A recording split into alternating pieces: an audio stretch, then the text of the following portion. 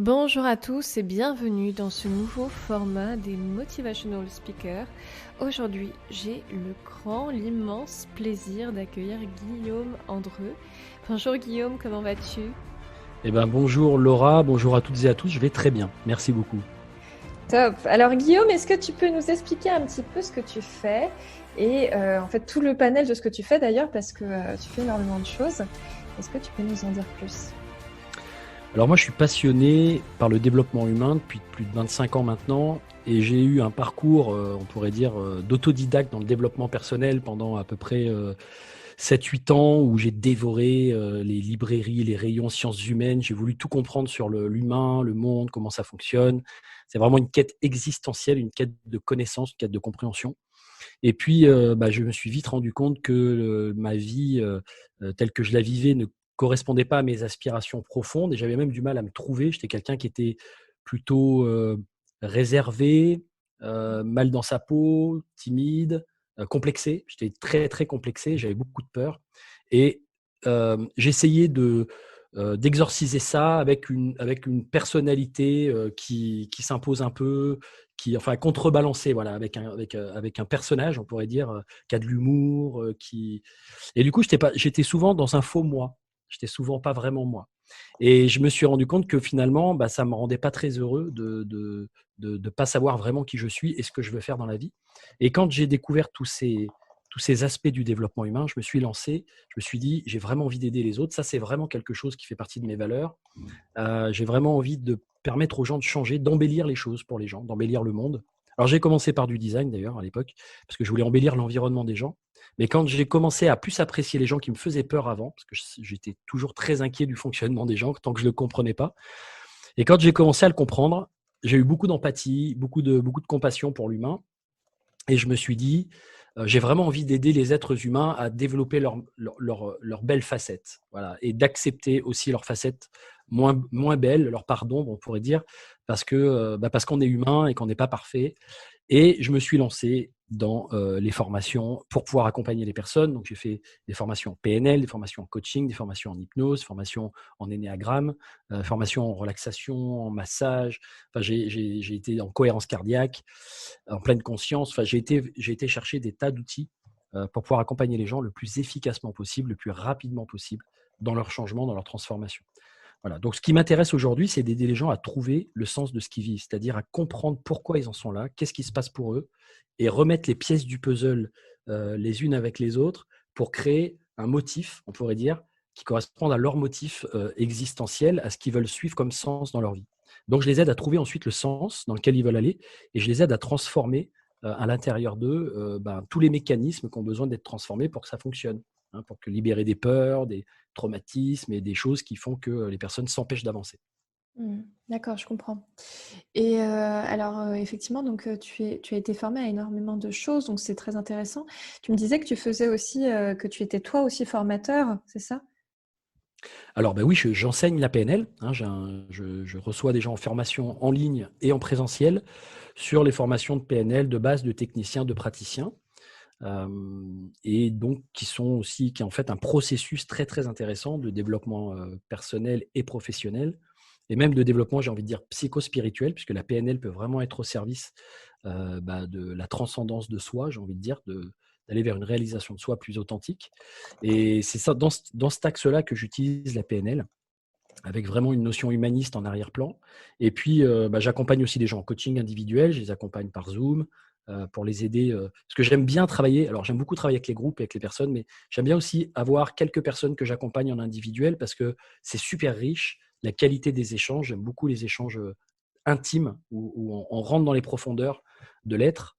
Et donc, je fais ça, de l'accompagnement individuel, de la formation en ligne, en PNL, sur d'autres aspects aussi. Et aussi en énéagramme avec ma partenaire. Je travaille actuellement avec Cécile Flora Lefebvre, qui est une coach en connaissance de soi, qui est passionnée par l'énéagramme. Et donc, on cumule. Elle est plus sur l'aspect connaissance de soi. Moi, je suis plus sur l'aspect ensuite réalisation de soi. On combine un peu nos compétences. Super. Alors, tu parlais beaucoup tout à l'heure, de cette dimension, d'authenticité, d'avoir un masque. J'ai envie de dire, qu'est-ce qui fait qu'on peut porter ce masque? Qu'est-ce qui fait qu'on en vient parfois à s'éloigner de nous-mêmes pour toi? C'est l'idée de montrer au monde ou de présenter au monde ce qu'il attend de voir.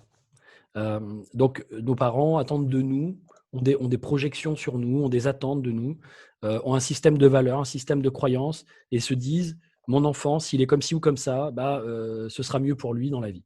Et hem et bah, ils vont nous regarder et nous montrer de l'appréciation, de la désappréciation, de la réprobation, si jamais on n'est pas comme ils veulent. Donc à ce moment-là, plutôt que d'être ce qu'on est à la base, hein, quand on est bébé, on est en fait, on est dans les 2 sens du terme, heu et d'une certaine façon, on observe le monde et puis à un moment donné, le monde nous montre, il fait les gros yeux, il est pas content, il se met en colère, il nous fait la gueule, enfin bref. Et donc à partir de là, on commence à avoir cette partie égoïque, cette partie, qui s'observe et qui se dit: «Tiens, dans le regard des autres, là, quand je suis comme ci ou comme ça, apparemment, c'est pas apprécié. Donc c'est certainement quelque chose que je dois soit ne pas être, soit, soit que, du coup, comme je suis comme ça et que je vois pas comment je peux être autrement, alors je risque de pas être apprécié. Mais en tout cas, je développe ma personnalité, donc ma persona, mes facettes de personnalité, puisqu'on en a plusieurs, hein, on n'a pas qu'un masque, on a plusieurs facettes de personnalité selon les contextes. C'est pour ça que j'aime bien l'image du diamant et des différentes facettes qui reflètent des environnements différents. Donc on est intègre à l'intérieur, on a la possibilité, pour moi, on est une source de vie, une source un être conscient, et en même temps, face au monde, on est obligé de mettre en place un certain nombre de masques pour s'adapter, parfois se suradapter, et on présente des aspects de nous qu'on pense qui sont les bons aspects pour que les autres nous acceptent. Voilà, tout simplement. D'accord, OK. Et on va dire qu'aujourd'hui, si moi j'ai envie d'être dans cette démarche, de poser, du coup ces différents masques, heu, quel serait le processus en fait à réaliser? Déjà, il faut accepter de se retrouver à poil. De se montrer tel qu'on est, hein. C'est un peu comme si on disait à une femme, «OK, maintenant tu vas sortir dans la rue, tu ne te coiffes pas, tu ne te maquilles pas, tu vas juste tel que tu es, te présenter au monde». Et il y a peut-être un certain nombre de femmes, qui se diraient, «Ouh là là, mais on va pas me trouver bien». Hein, il y a toujours cette idée de reconnaissance, d'appréciation, d'être apprécié, d'être aimé, d'être pour les hommes, c'est pareil, c'est pas au niveau de l'aspect peut-être du maquillage physique, mais c'est peut-être au niveau de ce qu'ils font, de ce qu'ils sont capables de faire, c'est d'autres aspects, d'autres critères. Donc en fait, il y a quand même l'importance d'un développement personnel, d'un développement de la personne, donc de la personnalité, au départ. Parce que la personnalité, c'est notre interface avec le monde. L'ego, c'est notre interface avec le monde. C'est ce qui nous individualise, c'est ce qui fait de nous une personne à part entière, avec une différence. Seulement quand il est blessé, cet ego, quand cette personnalité, elle n'est pas vraiment bien construite, euh, du coup, on passe notre temps à avoir des difficultés, des conflits intérieurs, des petites névroses. On n'est pas bien, on a l'impression qu'on ne trouve pas notre place, qu'on n'est pas apprécié. On se retrouve avec beaucoup d'émotions qui sont désagréables à gérer. Et l'idée, c'est déjà, dans un premier temps, de rassurer cet ego. Rassurer et d'avoir une personnalité, on pourrait dire, qu'il soit acceptable. Mais ça, c'est qu'une étape du développement de soi. Après, il y a la dimension plus spirituelle du développement de soi, plus psycho-spirituelle, où on se rend compte que du coup, on va passer du développement personnel au dépouillement personnel. C'est-à-dire qu'on s'habille mieux pour mieux se déshabiller derrière. OK. Mais en fait, c'est un peu comme un échafaudage. Tu veux construire une maison qui soit saine et solide. À un moment donné, tu es obligé de construire un échafaudage. La personnalité, c'est l'échafaudage. Et tu es obligé de le construire, qu'il soit bien ton échafaudage, solide, etc., sécure, pour pouvoir aller construire la maison, l'utiliser pour construire la maison qui est à l'intérieur. Et puis après, tu peux enlever l'échafaudage et ça révèle la maison telle qu'elle est. Là, c'est un peu pareil pour la personnalité et l'humain. Tu as un côté, je construis l'échafaudage des fois pendant 10 ans, 20 ans, 30 ans, 40 ans pour certaines personnes. Et puis arrive un moment donné où il commence à y avoir des questions de mais en fait, qui suis-je vraiment? Quel est le sens de ma vie? Qu'est-ce que je fais là? Et donc, cette idée de devoir se montrer, en tout cas, accepter de s'accepter soi tel qu'on est, avec ses bons côtés, ses moins bons côtés, et développer sa relation au monde davantage que sa relation à soi, dans le sens que comment je peux servir le monde, comment je peux être au monde et avoir évidemment profité du monde, hein, bien sûr, profiter de ce qui peut m'apporter de bon, mais en le servant plutôt que d'être dans une dynamique de survie où je cherche à tout prix à essayer d'obtenir et que le monde me serve, d'obtenir quelque chose du monde. Ça, c'est très égoïque, c'est très centré sur soi. Et le développement spirituel consiste à ouvrir cette carapace, en fait, cette armure, et dire, OK, maintenant, je me mets au service. Et c'est pas simple d'enlever l'armure, parce que, Mm. évidemment, elle nous a servi à nous protéger, et surtout pour les hypersensibles, dont tu es, dont tu es spécialisé, qui effectivement sont parfois obligés de se mettre des armures importantes pour ne pas être trop déstabilisés par toutes les interactions avec le monde. Ce que je trouve très intéressant dans ce que tu dis, c'est que tu as cette dimension aussi de, en fait, je me donne à moi-même ce dont j'ai besoin avant d'attendre que le monde me le donne, et comme ça, je vais pouvoir en fait donner au monde, en fait. C'est un petit peu ça. C'est nécessaire. Tu vois, c'est l'idée de la personne qui part dans un désert avec une gourde et qui sait pas comment remplir sa gourde et qui en fait a une gourde à moitié vide et puis qui voit d'autres personnes qui savent pas comment remplir leur gourde et puis qui se dit tiens, prends dans ma gourde, et puis qui au bout d'un moment en veut aux gens d'avoir pris dans sa gourde parce que il en a plus et qui sait plus comment faire, et il dit aux autres, et maintenant c'est à toi de m'en donner, et puis les autres ils veulent pas parce qu'eux ils ont réussi peut-être à choper deux trois trucs, voilà, c'est vraiment des histoires d'énergie, de se piquer de l'énergie d'une certaine façon, hein. L'humanité elle en est là, hein. Comment on arrive à prendre de l'énergie les uns avec les autres avec différentes stratégies, on pourrait dire de relationnel et mental. Et donc l'idée c'est d'aller se reconnecter à sa source, vraiment sa source intérieure. On est tous la source, on est tous connectés à la source. Notre vie, si on est la vie, c'est parce qu'on est justement cette source de vie. Mais on prend une forme particulière, on prend une forme de gourde. Et à l'intérieur, il y a quand même l'essence qui est là, qui nous anime. Mais des fois, on ne sait plus comment allumer appuyer sur le truc pour que ça nous remplisse. Donc, l'idée, c'est de dire, d'abord, j'apprends à me gérer, j'apprends à me remplir. Donc, on peut utiliser plein de méthodes, la méditation, la pleine conscience, l'hypnose ou l'auto-hypnose, enfin des approches qui permettent d'avoir un retour sur soi, une introspection, une reconnexion à ce qu'on est vraiment, parce que souvent notre esprit est toujours en train de se demander ce que les autres attendent de nous en référence extérieure. Donc, revenir un peu à l'intérieur de soi et se dire, mais qui je suis vraiment, de quoi je suis fait, quelle est ma raison d'être, quelle est la voie que j'ai envie de suivre, etc., etc. Donc, il y a tout un travail à faire pour se sentir fort, nourri, rempli de suffisamment de choses pour derrière pouvoir donner aux autres sans que ça nous coûte. Parce que sinon, on va donner dans un faux altruisme en attendant d'avoir un retour, et il va y avoir des jeux psychologiques qui vont se mettre en place si jamais je n'ai pas le retour de ce que j'attends. Donc, il y a vraiment l'idée d'être à l'aise avec soi et de se dire, OK, maintenant, je sens que je suis prêt à pouvoir donner à d'autres, à pouvoir transmettre, à pouvoir faire tel et tel métier, telle activité, en sachant que je récupère, que j'ai suffisamment moi en arrière-plan pour me sentir en sécurité, pour me sentir en confort. Mm. C'est très intéressant cette notion dont tu parles de remplir, parce que j'entends beaucoup sur des profils hypersensibles une sensation presque de vide intérieur, des fois justement. Est-ce que lorsque tu te remplis, tu es encore dans cette dimension de l'être justement? Oui, alors effectivement, l'être est toujours là. En fait, tu es toujours rempli de ton être.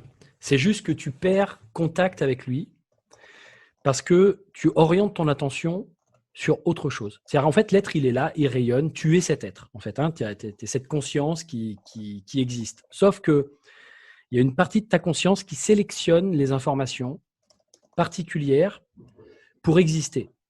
Et comme il y a des personnes qui sont hypersensibles, ça veut dire qu'elles ont leur système nerveux sympathique, donc leur système nerveux relié au monde extérieur, qui est très actif et qui fait que en fait, finalement, tout ce qui se passe dans le monde extérieur a un impact sur elle qui est assez important, de façon exacerbée. D'ailleurs, ça fait des gens sympathiques. C'est-à-dire, ça fait des gens, quand je dis sympathiques, qui souffrent avec toi, qui ressentent avec toi. Et on aime bien les gens qui ressentent avec nous. Si jamais je pleure et je suis triste, d'avoir quelqu'un qui est à côté de moi et qui pleure et qui est triste, ça va être qu'est-ce qu'il est sympa. Ou si je ris d'une blague et l'autre il dit c'est trop drôle et qui rit de la blague, ça va être est-ce qu'il est sympa. C'est un peu différent de l'antipathie qui est évidemment l'inverse. La sympathie, l'antipathie. L'antipathie, c'est justement quand j'arrive plus à être sympathique, si j'arrive plus à à m'accorder et que je rejette, et que du coup, d'un coup, ça devient de l'antipathie, c'est-à-dire d'un coup, je rejette le truc. Et souvent, les hypersensibles, ils oscillent entre sympathie et antipathie. C'est soit c'est avec et ça va, soit d'un coup, c'est oh, ça va plus. Ah, le bruit est trop fort, le truc est machin, telle situation ne me convient plus, c'est trop. D'accord ? Et effectivement, il y a la dimension de l'empathie. Et la dimension de l'empathie, c'est comprendre ce qui est vécu par l'autre, comprendre ce qui est ressenti par l'autre, sans forcément le ressentir soi, un peu comme un sauveteur en mer, qui, s'il y a une personne qui est en train de se noyer et qui fait ah, glou, glou, glou, je me noie, etc., qui panique, va pas arriver par sympathie et se mettre à faire glou, glou, glou avec elle et se noyer pour dire regarde, je suis en train de me noyer avec toi, tout va bien, t'es pas toute seule. Non, il y a l'idée de dire je suis obligé de garder, de conserver mon intégrité, d'être dans mes propres ressentis émotionnels. Je comprends que tu paniques, je comprends que tu te noies, je sais que tu as peur, mais moi je n'ai pas peur. Donc ça, c'est l'empathie. D'accord ? C'est la capacité de pouvoir savoir où en est l'autre, mais sans soi-même s'entraîner dans les sables mouvants dans lesquels l'autre est en train de s'enfoncer. Et donc, le problème, enfin, ce n'est pas un problème, mais c'est à la fois un avantage et à la fois un inconvénient. L'hypersensible est tellement relié au monde extérieur qu'il est très préoccupé par ce qui se passe autour de lui et qu'il a une attention particulière à ça.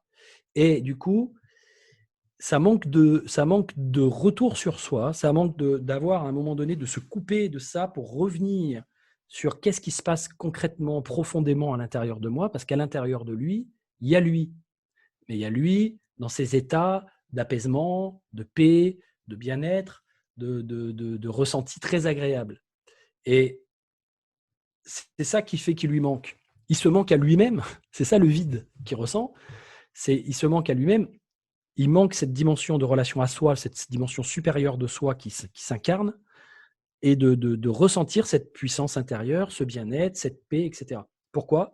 Parce qu'il y a une attention très, très exacerbée sur le monde extérieur, et puis parfois un préfrontal qui fonctionne beaucoup pour justement éteindre un peu les incendies émotionnels, hein, tout ce qui pourrait s'agiter à l'intérieur à l'égard par rapport à cette sensibilité, et qui fait que le préfrontal va essayer de maintenir, tu vois, un peu comme une main sur un pouce, tu vois, les doigts qui, si on met le pouce au milieu de la main et qu'on referme les doigts sur le pouce, ben, les doigts, on pourrait considérer que c'est le préfrontal, et le pouce, on pourrait considérer que c'est le cerveau émotionnel. Et à un moment donné, le préfrontal essaye de maintenir le cerveau émotionnel pour pas qu'il s'agite dans tous les sens, et donc ils se mettent à penser beaucoup. Donc ça peut faire je pense, des hauts potentiels intellectuels ou des personnes qui vont beaucoup utiliser la pensée pour penser comme un pansement, leurs difficultés ou leurs souffrances émotionnelles, ce qui a tendance à leur faire un petit peu du mal.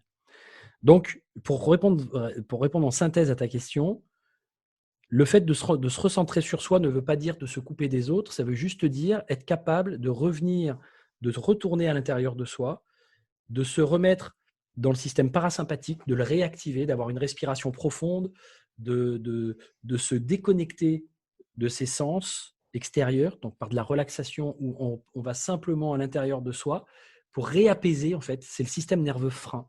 Hein, c'est le parasympathique, c'est le frein. Le sympathique, c'est l'accélérateur.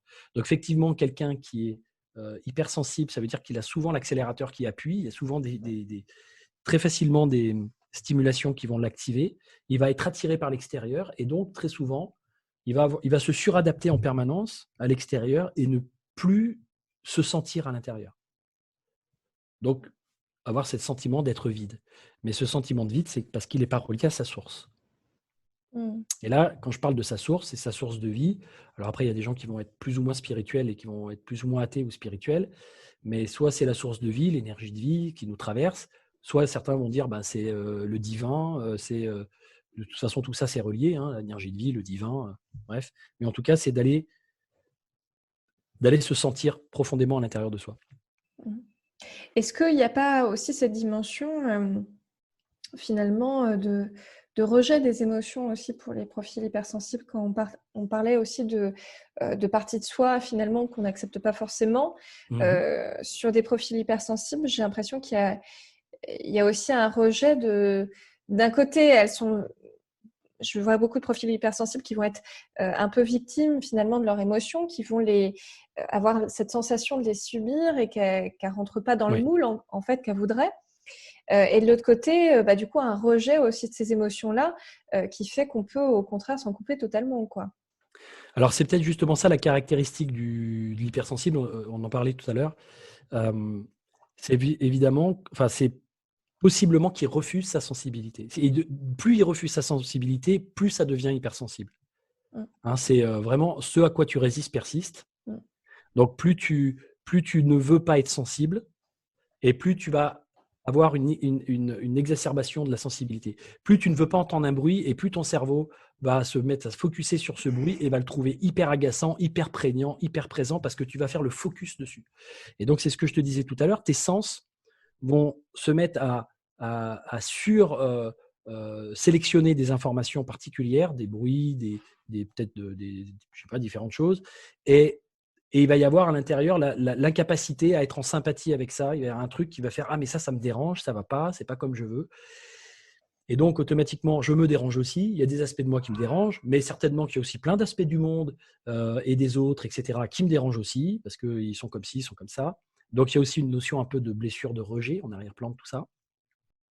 Et on a derrière les ultra sensibles, ça je viens d'apprendre ça récemment, qui seraient, donc pourquoi ultra, je ne sais pas, mais en tout cas ce sont des gens qui ont une sensibilité, qui savent qu'ils ont une sensibilité, et qui s'autorisent qui trouvent le moyen, comme moi dans ma vie, puisque c'est ce que j'ai fait, j'ai trouvé un métier, j'ai trouvé une activité qui me permet d'être totalement dans ce que je suis, dans ma sensibilité aux autres, dans mon côté empathique, dans mon côté sympathique, dans mon côté créatif, dans mon côté intuitif.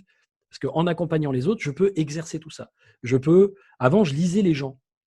J'avais des informations sur les gens, sur leur mode de fonctionnement, sur des dynamiques intérieures. J'étais incapable de comprendre d'où ça venait. Ça me venait comme ça. Tiens, telle personne, elle me parlait, et puis je disais: ah, ben, c'est parce que ça, parce que ça, parce que ça. La personne, elle me disait: mais qu'est-ce que tu fais là? Ça va pas, non? Tu me fous à poil. Je me sens. J'ai l'impression que tu es en train de dire un truc, tu es en train de révéler un truc que moi-même, je n'ai pas envie de voir, que personne ne connaît. Mm. Donc, du coup, j'étais un peu. Je me disais: bah oui, mais enfin, c'est ce que tu es, donc pourquoi tu ne veux pas le regarder? J'avais pas de. J'étais un peu le sauveur qui sauve les gens qui ne veulent pas être sauvés. Donc, du coup, quand j'ai appris le métier d'accompagnant, je me suis rendu compte que ce n'était pas une bonne idée de faire ça. Il y avait d'autres façons de le faire. Et du coup, j'ai appris à utiliser cette sensibilité qui me permet de capter des choses, d'avoir des informations, de comprendre les choses parfois un peu en amont des autres, etc. Mais de l'utiliser à bon escient. Et du coup, je ne suis plus victime de ma sensibilité.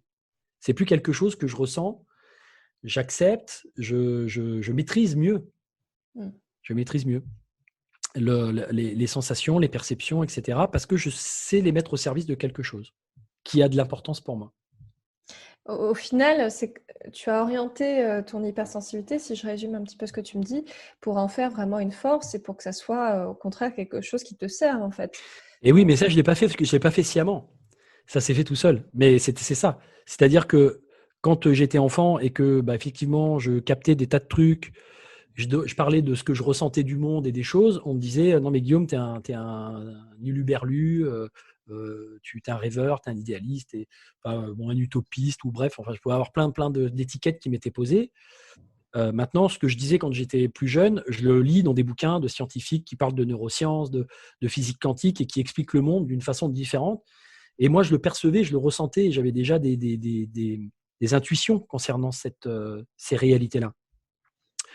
Et donc, à un moment donné, il a fallu que j'apprenne à me faire confiance. Confiance en soi. Confiance, pas en moi, pas mon petit moi égoïque qui cherche à être Guillaume Andreu, à exister, à avoir des gens qui l'apprécient et des choses comme ça. Confiance en soi, c'est-à-dire cette dimension supérieure de moi qui s'incarne en moi. Donc, on a tous un soi, hein, c'est tout ce que l'on est qui nous transcende, qui nous dépasse, et dire: ok, il y a quelque chose là qui sait des choses que moi, le moi, je ne sais pas. Quelque chose que je suis aussi, mais qui sait des choses que je ne sais pas, qui perçoit, qui capte des informations. Je vais faire confiance à ce qui me vient. Et je vais arrêter d'aller regarder dans les bouquins si les autres sont d'accord avec moi. Si d'autres moi sont d'accord avec moi. je vais faire confiance. Donc, ça me permet, si tu veux, de pouvoir laisser l'information me traverser, en tout cas laisser mon je sais pas, on pourrait dire peut-être ma réflexion, mon intelligence, ou ce qui me vient me traverser, le dire, et le faire aussi dans les accompagnements avec les personnes, laisser les choses se faire. Et généralement, ce qui se fait, c'est exactement ce qui doit se faire sans que ce soit stratégique ou sans que ce soit forcément calculé à l'avance, sans que ça rentre dans des cadres précis, des normes, de la conformité. Et je me rappelle quand j'avais fait la formation de coaching, moi j'ai tout de suite commencé à coacher de façon très intuitive et très spontanée. Et j'avais des tas de gens qui avaient fait les formations de coach avec moi et qui avaient du mal à coacher parce qu'ils disaient « Oh là là, je ne sais pas ce que je dois faire dans mes séances. Est-ce que je commence par ça? Est-ce que je fais quel protocole ?» Et quand le client me parle, je ne suis pas en train d'écouter ce qu'il me dit parce que je me demande quel protocole je vais faire. Et moi, je leur ai disais au départ « Ah ben moi, je m'en fous, je fais ce qui vient. » Et ils disaient « Mais c'est pas, oui, mais c'est pas ce qu'on t'a appris. » Et je disais « Oui, c'est pas ce qu'on m'a appris, mais c'est ce qui, je fais confiance à mon inconscient. Il sait ce que je ne sais pas que je sais. » Et ça, c'est Milton Erickson qui disait ça, qui est un grand psychiatre, hypnothérapeute, qui a inspiré la PNL, justement. Et cette phrase de « fais confiance à ton inconscient, il sait ce que tu ne sais pas que tu sais », donc à toute cette dimension supérieure d'intelligence qui est en arrière-plan de toi et que tu laisses pas te traverser parce que ton ego limite l'accès, ton mental limite l'accès, à partir de là, tu peux ouvrir des champs de possibilités qui sont énormes. Mais tu sais jamais quand est-ce que ça vient. Tu maîtrises pas. Ouais, Ça te traverse. c'est intéressant parce que moi, je suis très alignée avec ce que tu partages parce que des fois, il y a des choses lors d'un accompagnement, j'ai l'impression que ça ne rentre pas effectivement dans les cases.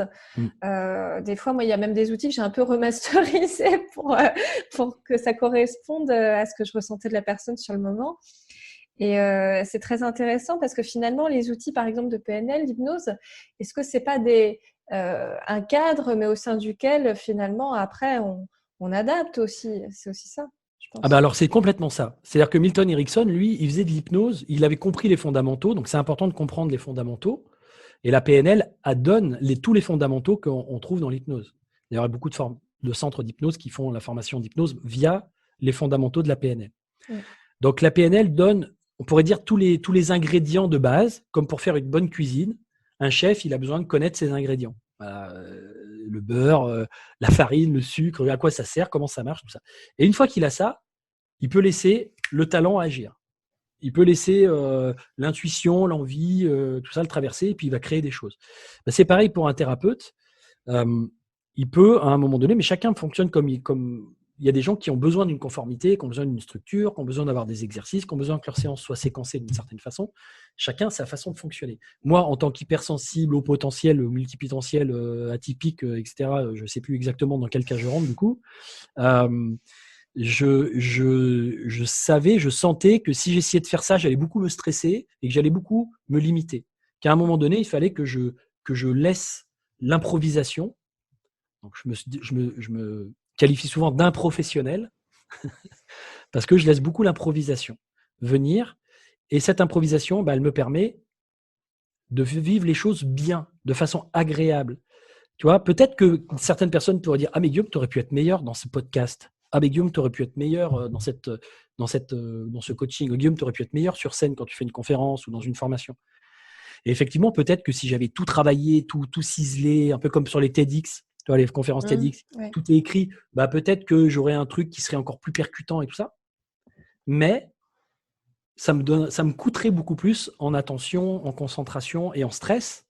Et peut-être que je ferais un TEDx qui serait bon, mais que derrière, j'aurais vécu un grand moment de tension et de stress pour le faire bien. Alors que là, je prends plaisir. Je suis dans le plaisir de faire ce que je fais. Et ça suffit pour aider les personnes.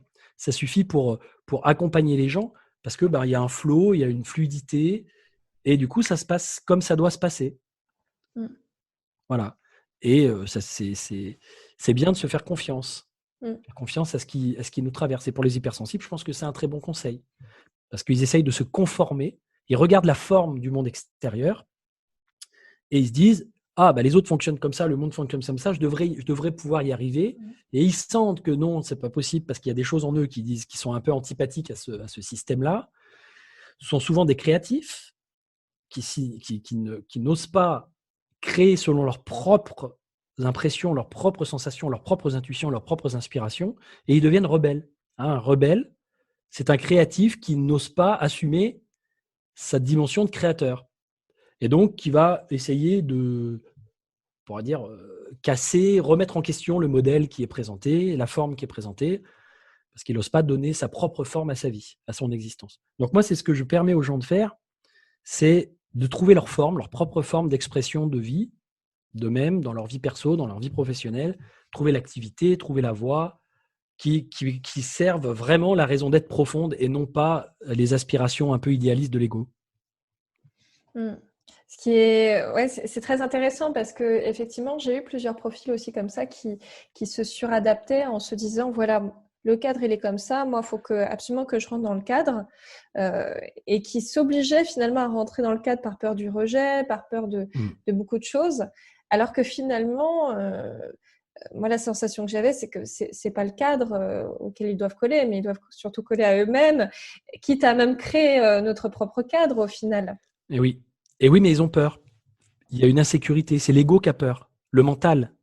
Si tu colles pas au cadre, le mental, lui, il réfléchit en termes de logique, il regarde le monde tel qu'il est présenté, il voit pas derrière, il voit pas l'énergie, il voit pas le potentiel énorme qu'il y a en arrière-plan de ce qui lui est présenté. C'est un peu comme la matrice. Hein, le mental, c'est un peu ce qui voit la matrice telle qu'elle est présentée comme dans Matrix, alors que soi et les dimensions supérieures, c'est ce qui se passe en arrière-plan de la matrice. Toutes les capacités, tous les potentiels. Et d'une certaine façon, le mental, lui, se contente d'observer cette réalité perçue et de dire, mais c'est comme ça qu'il faut s'y prendre alors pour que ça fonctionne, puisque les autres ont l'air de fonctionner comme ça. Et il se leurre, il se trompe lui-même. Et l'ego pousse un peu à cette façon de réfléchir parce qu'il est là en train de dire, il faut que tu survives et il faut que tu t'en sortes, il faut que tu sois apprécié. Il faut que tu sois apprécié dans ce monde. Il faut pas que tu sois rejeté. Il y a des peurs ancestrales d'être rejeté du clan, d'être mis au banc de la société. Alors, il y a des gens qui s'en foutent, qui disent ouais, moi, je m'en fous, je suis punk, je mets les cheveux roses, les machins. Et en fait, je montre que je m'en fous et que je suis autre. Mais en fait, en même temps, ils sont quand même dans la société. Ils jouent le rôle du punk, mais ils sont dans la société. Mais l'idée, c'est d'être beaucoup plus à l'aise avec ça. On n'est pas obligé d'être un extraverti exagéré, etc., pour montrer sa différence. On peut juste assumer et de se dire intérieurement, je suis comme je suis. Peut-être que ça correspond à certains cadres, peut-être que c'est conforme à certaines personnes, à certains types de fonctionnement, puis peut-être que c'est pas conforme à d'autres.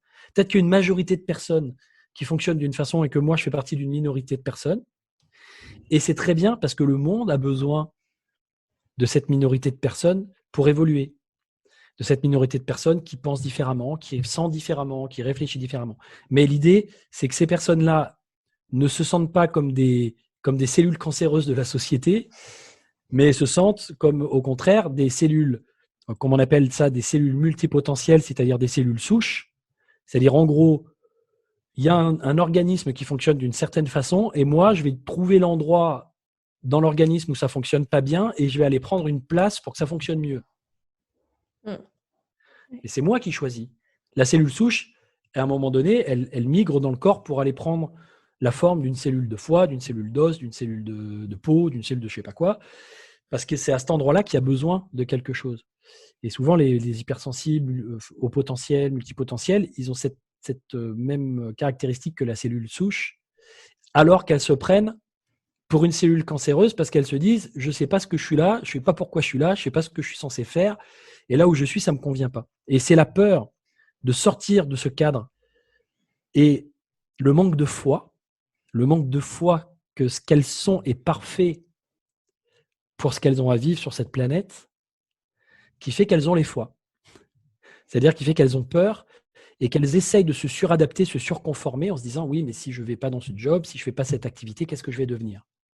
Je vais peut-être être au chômage, je ne vais pas avoir l'image sociale que je voulais avoir, je ne vais peut-être pas faire plaisir à mes parents, ça va peut-être faire paniquer ma famille, mes proches vont peut-être me critiquer. Il va y avoir des tas de trucs que les gens vont se dire parce qu'il y a un acte de foi parfois à faire dans la vie. Et moi, c'est ce que j'ai fait en 2008 quand je suis sorti du milieu de la vente dans lequel je ne me sentais plus du tout à ma place par conflit de valeurs et dans lequel je me suis dit, mais moi, j'ai envie d'aider les autres, j'ai envie d'aider le monde. C'est peut-être un peu idéaliste, un peu bisounours, mais je me suis jeté en fait en disant 800 € d'acédique, 800 € de loyer. Et je me suis dit, c'est pas grave, je me lance. Et je me suis lancé pour faire du massage et de la gestion du stress en entreprise avec rien. Et je me suis endetté, mais je me suis dit, c'est ça que j'ai envie de. C'est l'appel à l'intérieur de moi, j'écoute cet appel-là. Et donc, à un moment donné, il y a un acte de foi.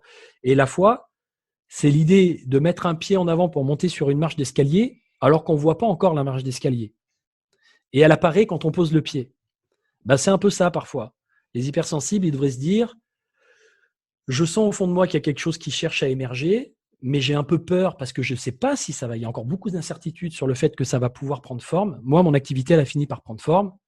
Et aujourd'hui, j'ai une activité qui sort complètement du cadre, qui sort complètement des clous, mais je m'éclate à l'intérieur.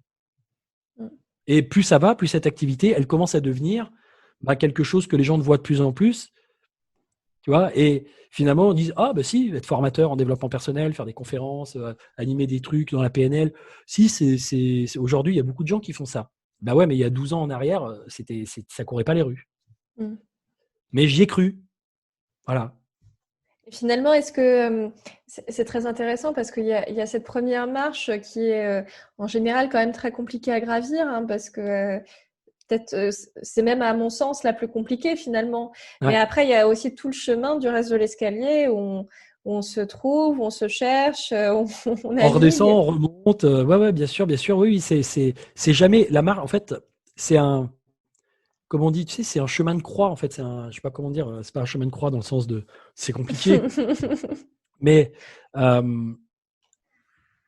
bien que si on reprend la métaphore de Jésus et de son chemin de croix, c'est un chemin de croix pour l'ego, pour le corps de Jésus en tant que Jésus, le juif qui est dissident par rapport aux autres. Mais c'est une libération dans le sens où, après sa crucifixion, il a réalisé sa dimension divine. Si on reprend un peu la métaphore de Jésus, il revient en transfiguration, c'est-à-dire finalement cette crucifixion lui a permis de se transfigurer et de se réaliser sur un plan spirituel. Donc, oui, il peut y avoir un chemin, on peut faire le choix de vivre sa vie, toute sa vie en se disant je vais être dans le confort, la survie, le bien-être, et passer à côté de soi, passer à côté de ce qu'on est vraiment censé faire, se sentir vide et compenser. Netflix, chocolat, alcool, joint, clope, sexe à outrance ou d'autres choses, et être en train de surcompenser tout le temps parce qu'on a l'impression qu'il y a quelque chose qui cloche et qu'on est en souffrance. Ou alors, à un moment donné, on se dit, moi, je décide de prendre un chemin qui va peut-être être ardu, un peu comme quelqu'un qui fait du sport et qui se dit, moi, je vais monter le Mont Blanc. C'est pas une sinécure. Hein. Au début, c'est peut-être sympa quand il est en bas et qu'il regarde les petites fleurs, les petits oiseaux, mais quand il arrive sur les glaciers du haut, je pense qu'il doit se dire, qu'est-ce que je fous là ? Mais il y a un moment donné, il est en train de réaliser quelque chose, il est en train de se prouver à lui-même quelque chose, il est en train de créer son estime de lui, de créer. Et une fois qu'il est au sommet, il vit un pur kiff. Parce que, voilà. Et la finalité, finalement, parce que quand tu sors de tous ces déterminismes, de toutes ces peurs, ces croyances, etc., pour moi, il y a cette notion aussi où tu gagnes en liberté, parce que si on renaissait chaque jour, finalement, on aura le choix de qui on est chaque jour, c'est un peu ça. Ouais. Mais moi, j'ai une question par rapport à ça. Est-ce que l'objectif final pour toi, est-ce que ça serait justement la liberté d'être totalement libre, pardon, et si c'est le cas, finalement, est-ce que quand je poursuis ma mission de vie, est-ce que finalement le chemin ne serait pas déjà tout tracé et en réalité, on perdrait justement cette liberté, on n'aurait plus trop le choix. Alors, il n'y a pas un sens à la vie. Il n'y a pas un chemin de vie. Il y a le sens que je veux donner à ma vie. Il y a la personne que je décide de devenir. Il y a des choix que je fais à l'intérieur de moi sur tout mon système de valeurs, de celles qui sont les plus importantes pour moi et que j'ai envie de cultiver, d'honorer dans mon existence, au travers de certains projets de vie. Et donc, je détermine moi-même une destinée. Je trace ma destinée. Je décide de ma mission. Je me missionne pour telle et telle chose parce que j'ai l'ambition d'apporter quelque chose dans ce domaine-là. Donc, je trouve le sens de ma vie. Mais je le détermine moi-même. C'est pas j'attends, il y a un sens qui m'est il y a sûrement une place quelque part pour moi, mais Dieu m'a pas encore dit lequel il était, donc j'attends devant Netflix en bouffant des chips que j'ai ma mission de vie qui me tombe dessus. Non, c'est à un moment donné d'un questionnement, tout un travail d'aller mettre à jour une dynamique interne. Moi, j'ai un gros travail intéressant de vision là-dessus, de vision hypnotique, qui permet de pouvoir avoir comme ça, voir un peu dans sa boule de cristal intérieure, tiens, quel serait le chemin, la voie que je pourrais suivre, qui serait la meilleure pour moi, et ensuite d'avoir tout un travail sur la mise à jour du système de valeurs, les critères importants de satisfaction, le changement des systèmes de croyance, le travail sur la gestion émotionnelle pour pouvoir avoir une boussole interne qui fonctionne et changer les comportements nécessaires pour pouvoir aller de l'avant et réaliser ce qu'on veut réaliser. Et tout ce processus, c'est un processus qu'on apprend en PNL notamment. Et là, il y a vraiment une dynamique que l'on choisit. Et il n'y a jamais totalement de la liberté. En fait, la liberté, c'est ce qu'on ressent entre deux contraintes. Si tu es totalement libre de tout, qui a zéro contrainte, tu te sens plus libre en fait. Tu n'es plus bien. Quand tu n'as pas de job, par exemple, et que tous les jours tu te lèves et que tu ne sais pas ce que tu vas faire de ta journée, bah ça va 3 semaines, 1 mois, 2 mois, 6 mois. Mais au bout d'un moment, les gens ils commencent à plus se sentir bien. Parce qu'il y a quelque chose qui dit bah ouais, mais la vie, c'est aussi réaliser des choses, c'est aussi œuvrer dans quelque chose, c'est aussi être utile, c'est aussi tout ça. Donc bah là, tu te sens pas un peu inutile. Donc tu as pris des vacances, c'est bien. Mais les vacances, c'est vaquer. Donc tu vaques à tes occupations et à tes activités librement pendant un temps donné. Mais toute ta vie, si tu cherches à faire ça toute ta vie, tu vas vite te rendre compte que tu vas être malheureux. Et les gens très riches qui n'ont plus rien à faire, ils ne sont pas heureux en fait. Tout à fait. Ouais. La plupart du temps. Donc, l'idée, c'est de trouver une activité qui soit en lien avec des valeurs, avec quelque chose que tu choisis. Et est-ce qu'il y a une prédestination? Est-ce qu'effectivement, il y a un dharma, comme disent les hindous? C'est-à-dire que tu as une raison d'être en venant ici.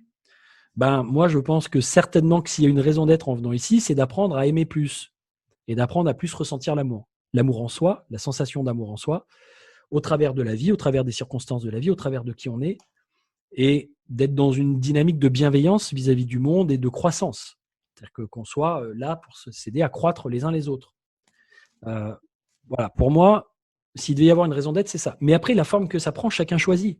Est-ce que c'est au travers de la boucherie-charcuterie? Est-ce que c'est au travers de la boulangerie? Est-ce que c'est au travers du secrétariat? Est-ce que c'est au travers du fait d'être leader, d'être manager, d'être coach, d'être musicien? Peu importe. Mais à un moment donné, c'est ça l'idée, c'est qu'il n'y a pas une voie. Et par contre, quelle que soit la voie que tu vas chercher, le côté très réaliste des choses, c'est que tu vas avoir des contraintes et que tu vas avoir évidemment des hauts et des bas. Et que quand tu vas trouver ta voie, ta vie, elle va être différente, mais elle ne sera pas forcément idéale. Et l'idéalisme, l'idée d'être dans un idéalisme trop important, ça c'est une dynamique de l'ego. L'ego qui utilise le mental pour se projeter et dire ok, ma vie pourrait vraiment être idéale, donc on va projeter un moi idéal. Si j'étais comme ci, si j'étais comme ça, si je faisais ci, si je faisais ça, ma vie serait géniale, serait super à tout niveau. Et ça nous pousse, c'est bien, ça nous motive. Ça sécrète de la dopamine dans notre système nerveux, donc ça nous booste, mais c'est à court terme. Donc il y a aussi l'idée d'accepter qu'il y a des challenges, qu'il y a des défis, qu'il y a des contraintes. Parce que c'est vrai que pour moi, il y a cette notion à la fois de liberté, je choisis qui je veux être finalement, je reprogramme ce qui c'est le libre arbitre aujourd'hui. Voilà, c'est ça. Mais il y a aussi cette dimension d'accepter ce que je suis déjà finalement. Exactement. Et ce qui peut, à mon sens, ce qui peut parfois même rentrer un peu en conflit, parce que… Alors oui, il peut y avoir justement entre ce fameux ça c'est ce que je suis, et ce fameux sur moi, c'est ce que tu devrais, enfin tu devrais être comme ça, tu devrais être comme ça, il faut être comme ça dans la vie. Il peut y avoir un conflit et c'est ça qu'on appelle la névrose. donc oui, il y a ce que je suis déjà prédéterminé. Quand tu disais tout à l'heure, si jamais je me réveillais le matin sans mémoire, je pourrais faire tout ce que je veux dans ma vie, je serais libre. Oui et non, parce qu'en fait, ce qu'on est, c'est de la mémoire en barre, en os, en peau, en cellules. En fait, nous sommes le produit d'une mémoire qui se perpétue par la procréation depuis la nuit des temps. Et si on est aujourd'hui aussi évolué, qu'on a autant de connaissances et qu'on est capable de construire autant de choses sur cette planète, c'est parce qu'on a profité de la mémoire de ce qui a été accumulé et des apprentissages qu'a fait notre système au cours des générations et des générations et des générations. Donc, on est une mémoire sur pattes. Toutefois, on peut quand même, malgré tout, avoir un libre arbitre et faire de ce qu'on est quelque chose qui correspond à des aspirations profondes qui nous font du bien, qui nous satisfont. Qui nous font du bien, mais qui ne nous font pas du bien qu'à nous. Ça, c'est très important. Si vous cherchez à vous réaliser que pour vous, vous n'allez pas vous réaliser, vous allez réaliser votre ego. La réalisation de soi, c'est aussi d'être dans l'idée de trouver quelque chose à faire qui puisse servir les autres. Et si, quand je vous dis ça à l'intérieur, vous dites ouais, mais les autres, je m'en fous, les autres, ils pensent pas à moi. Et moi, ce que je veux dans la vie, c'est avoir du fric, être pépère et peinard avec ma petite baraque, ma piscine, mon 4x4, mon chien, et bref, et voilà. Et puis qu'on me laisse tranquille, ben, il est possible que malgré tout, une fois que vous aurez ça, vous ayez toujours l'impression d'être à côté de votre vie ou d'avoir un vide existentiel. Il y a beaucoup de gens qui poursuivent cet idéal dont je viens de parler et qui se retrouvent avec une crise et un vide existentiel. Parce que c'est peut-être la mauvaise nouvelle du jour. On est censé œuvrer pour que la vie se perpétue et que la vie progresse et qu'il y ait une évolution de la vie. Et pas juste pour se servir de la vie pour soi. Enfin, pour moi. Pas pour soi, pour moi. D'accord, ok, super. Alors, du coup, j'avance aussi dans les questions. Pour toi, ça serait quoi aujourd'hui ta philosophie de vie par rapport à ça, du coup? Bah, c'est l'aventure, c'est la superbe aventure de trouver pourquoi on est fait.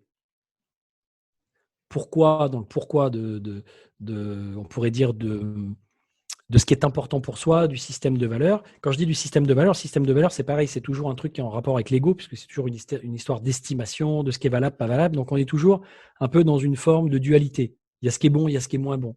Il y a ce qui est mal et il y a ce qui est bien. Mais effectivement, on est dans un monde de dualité, donc c'est important de composer avec cette dualité. Mais au fond, il n'y a pas l'importance de cette dualité. Il y a pas tout ça. Il y a le yin, le yang qui se mélange. Il y a l'un, enfin il y a l'unité qui est en arrière-plan. Mais cette unité, on peut la ressentir parfois quand on se coupe un peu de nos sens. Mais dès qu'on est en rapport avec le monde, ben, il y a quand même des aspects avec lesquels il faut transiger, il faut s'adapter. Et donc notre système de valeurs, c'est un super moyen de savoir, de super GPS intérieur qui nous indique où est-ce que c'est plus valable pour nous d'aller ou pas,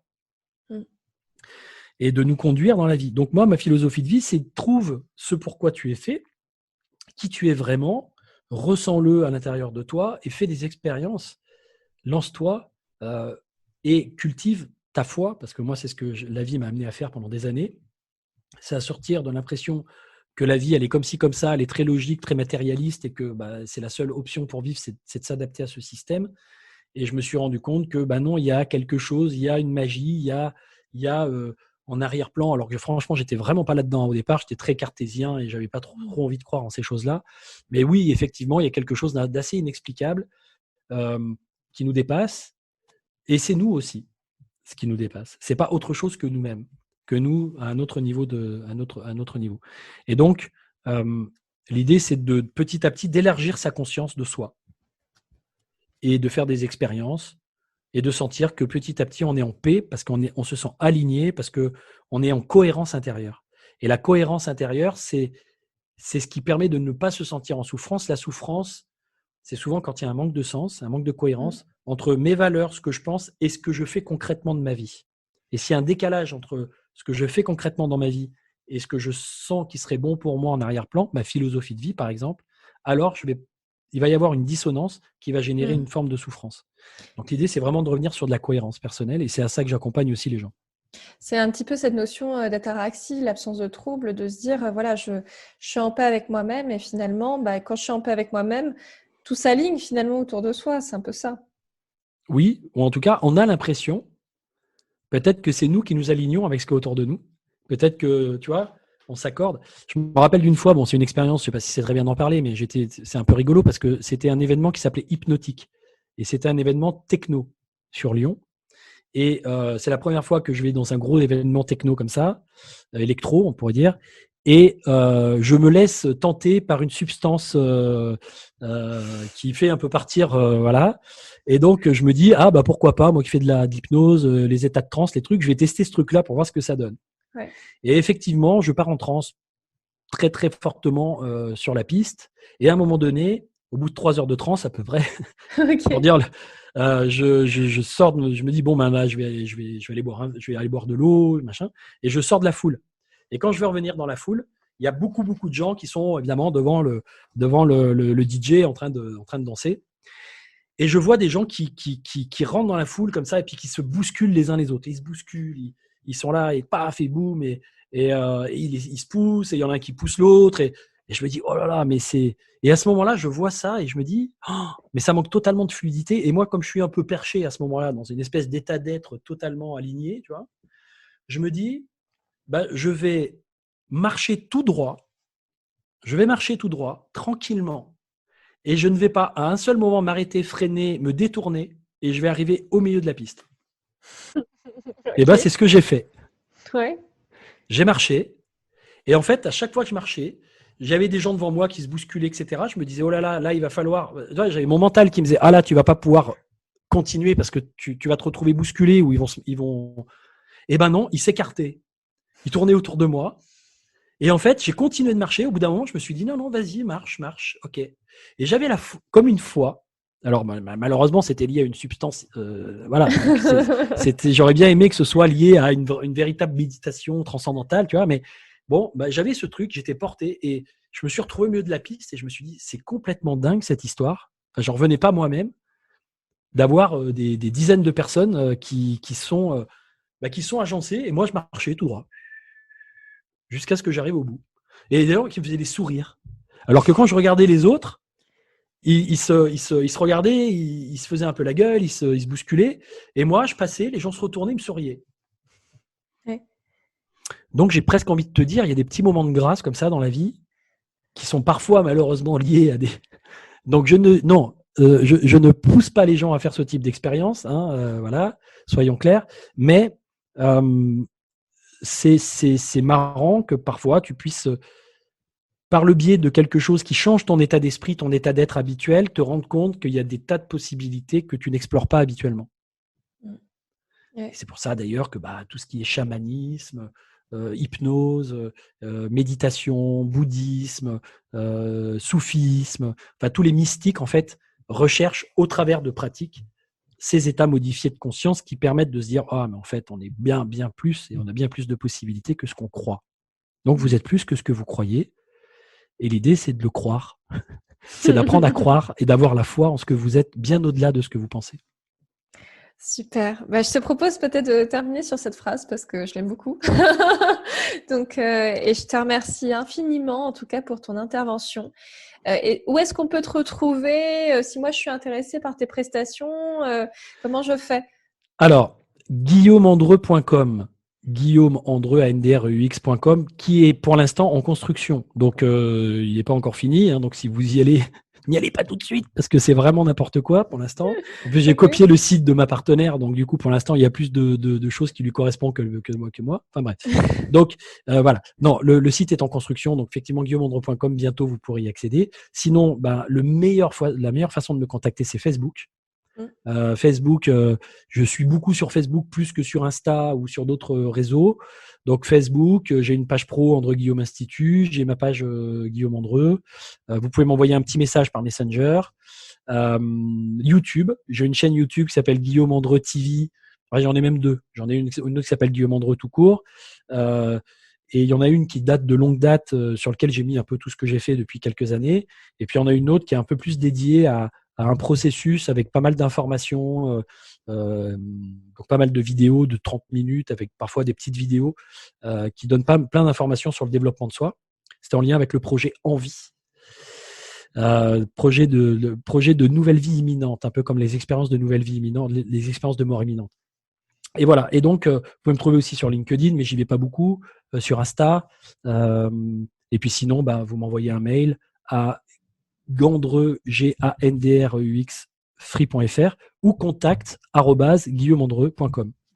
Ok, super. Bah, on mettra en tout cas tout ça dans la description de ce podcast si jamais vous souhaitez du coup contacter Guillaume.